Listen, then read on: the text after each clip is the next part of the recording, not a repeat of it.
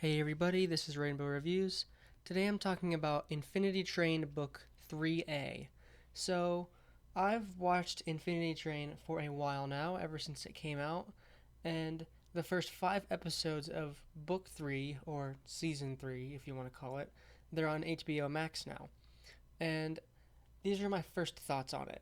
So, my first thoughts are I really like the progression of the story. Like, it's at a great pace.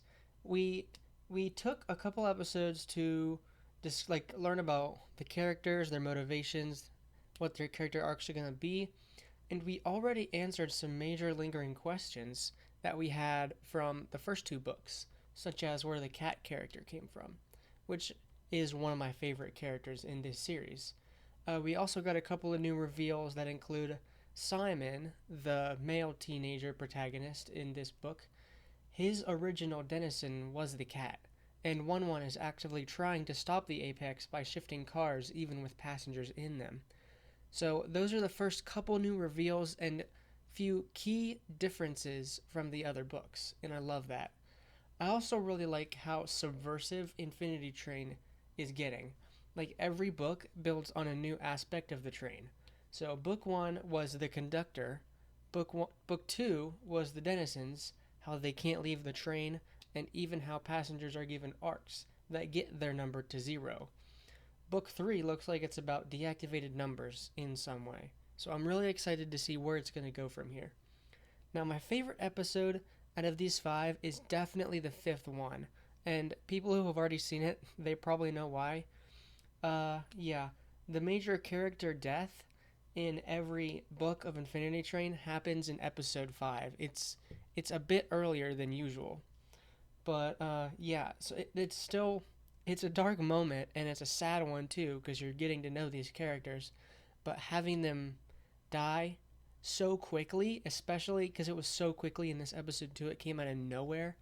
It hurts that much more, but it's that much cooler that they can get away with that.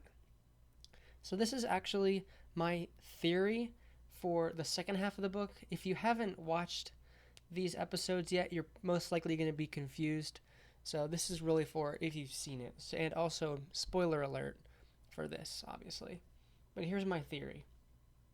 My theory is that Hazel is actually a human that was turned into a denizen. It would explain her transformation and her deactivated number. We know the purpose of denizens is to help passengers lower their numbers, which we can see Hazel doing to Grace, whether she wants to or not. Similarly to Lake was doing in the last book.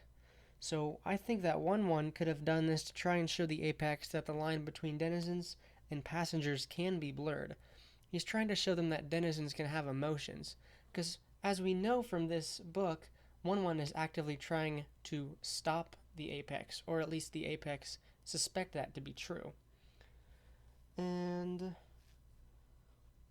it's also a running theme through the book that the Apex sees the denizens not as people but just as like playthings. So this would be on theme for the whole book.